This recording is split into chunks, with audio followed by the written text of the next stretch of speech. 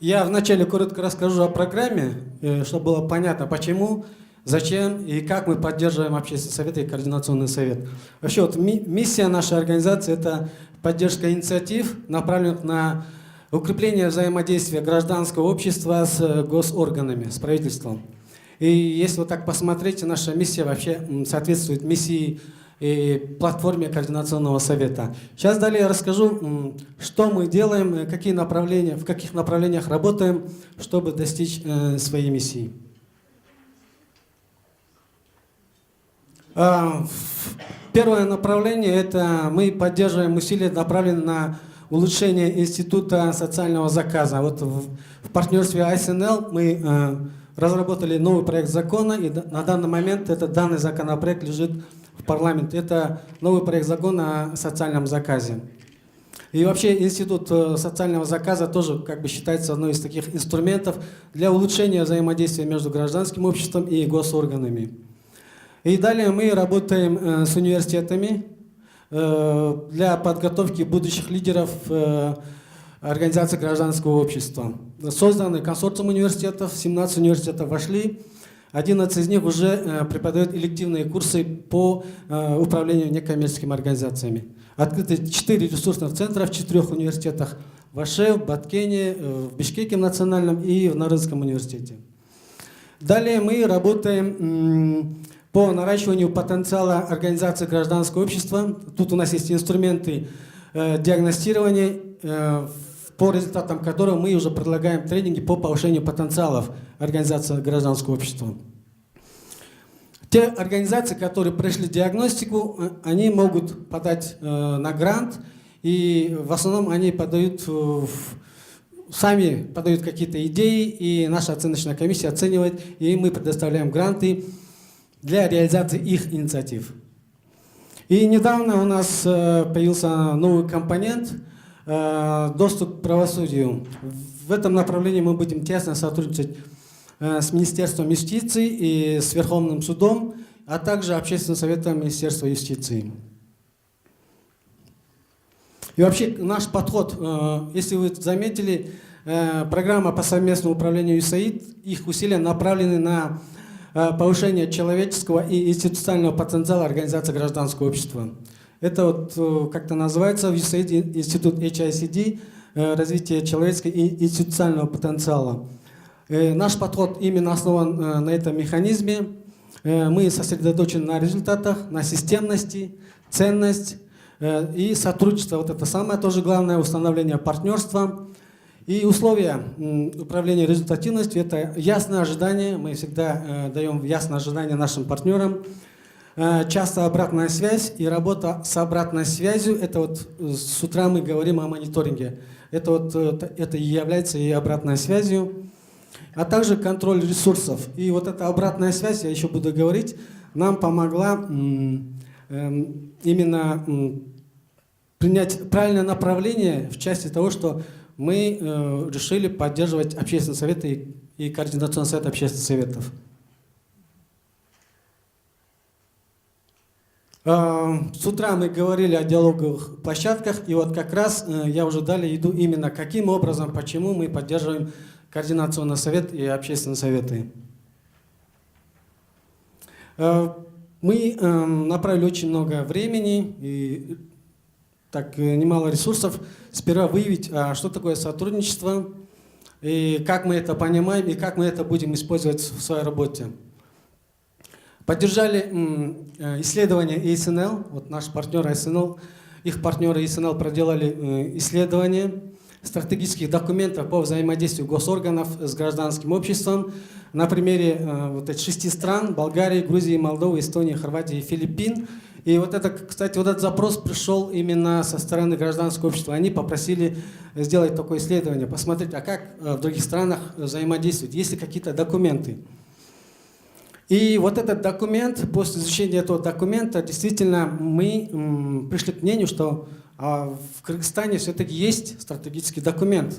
Нам не надо нового придумать. А вот уже есть закон об общественных советах, который является инструментом для улучшения взаимодействия, укрепления взаимодействия между гражданским обществом и госорганами. Далее мы поддержали инициативу организации «Азия Консалтинг», там экспертом выступал Медет Тулегенов. Они в Кыргызстане провели исследование, вообще какие проблемы, какие есть препятствия для укрепления или улучшения взаимодействия между гражданским обществом и госорганами. И также в этом исследовании они сделали анализ существующих в Кыргызстане диалоговых площадок. Одной из таких кейсов был как раз общественные советы. И чтобы выявить основные направления, как обратно говорили, мониторинг, обратная связь, прежде чем начать помогать для усиления организационной устойчивости какой-то организации, сперва надо выявить проблемы, именно куда надо тратить наши усилия и ресурсы.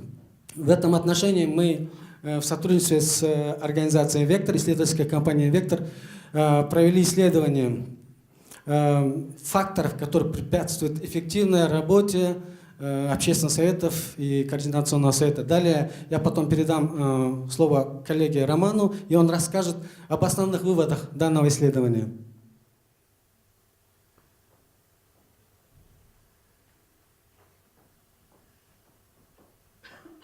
Так, это повторяется, да? Можно следующий? Так, и почему? Почему мы уже решили, что у нас в Кыргызстане есть такой документ, есть стратегия взаимодействия? Национальную стратегию устойчивого развития Кыргызской Республики, там в пункте 2.6 написано, что для укрепления взаимодействия гражданским обществом и там далее есть пункт повышения эффективности, это укрепление взаимодействия с гражданским обществом путем укрепление роли общественных наблюдательных советов. В то время она называлась общественные наблюдательные советы, и сейчас общественные советы. И как видите, уже в стратегических документах уже указывается роль общественных советов. Далее закон.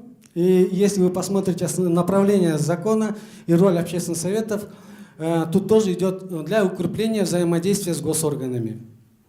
И есть координационный совет, роль которых то же самое, укрепление взаимодействия с госорганами. И как видите, исходя из всего этого, мы видим, уже вначале тоже говорили, общественные советы – это единственный формализованный институт, который позволяет создавать диалоговую площадку для укрепления взаимодействия между гражданским обществом и госорганами. Есть правовая база, общественная организация в 36 госорганах, там покрываются все секторы. Политическая поддержка и сотрудничество со стороны аппарата президента и правительства. Сотрудничество с парламентом – это моя любимая тема, это вот возможность координационного совета сделать альтернативный отчет по своей деятельности. И там уже далее идет сотрудничество с парламентом. И как раз вот эта координационная диалоговая площадка дает возможность для организации гражданского общества использовать координационный совет, общественные советы как действующую диалоговую площадку, через которых они могут решать, доносить какие-то свои идеи или проблемы более на высокостоящие органы власти. И тут уже каким образом мы помогаем координационному совету? В основном наши усилия направлены именно на поддержку координационного совета. Как я в начале говорил, вот, HICD, улучшение, повышение человеческого и институционального потенциала. Почему так вместе идут? Это как бы получается более новый инструмент. Вначале, как вы знаете, в основном усилия делались на человеческих ресурсах. Очень много тренингов. Но потом эти люди возвращались в свою систему, система оказывалась сильнее. И потом они забывали то, что проходили во время тренингов. И тут уже этот инструмент говорит, что необходимо также повышать организационную устойчивость, институциональный потенциал самого института. И здесь наша поддержка в основном направлена на повышение организационной устойчивости координационного совета. В этом плане, после проведения всех вот этих исследований, СНЛ, Вектор, Азия Консалтинг, мы также получили запрос от координационного совета о необходимости именно поддержки организационного потенциала, операционный отдел. В этом плане мы поддержали инициативы координационного совета И сейчас на данный момент вот как раз мы видим результаты работы. Вот Айгуль и Канат, как раз мы поддерживаем их усилия, и сегодня уже видите какие-то результаты.